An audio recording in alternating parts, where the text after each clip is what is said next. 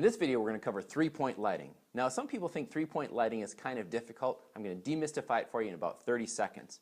Here it is you have three light sources: your key light, your fill light, and your backlight. Now, your key light is just the brighter of the two sources in front of you. Your fill light fills in the shadows that the key light leaves. You can have your fill light and key light on either side. You want to keep them about head level, and that's really just about it. Now let's talk about the backlight. The best way to show you what the backlight does is just to turn off the two front lights. Alright, so you're seeing I have light on the top of my head and on my shoulders. That's really just to separate me from the background, especially if I'm wearing something dark and I have a dark background. There's very low contrast, so I need to separate myself from that background. So next, let's turn on the key light.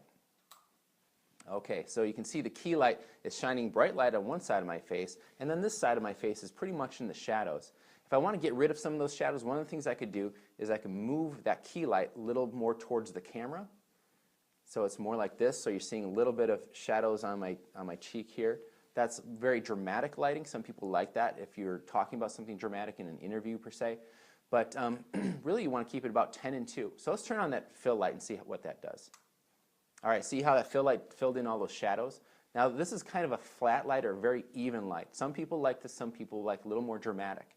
So if you have a key light and a fill light in front of you at 10 and 2, and they are both the same watts, one of the things you can do is you just move your fill light away a little bit.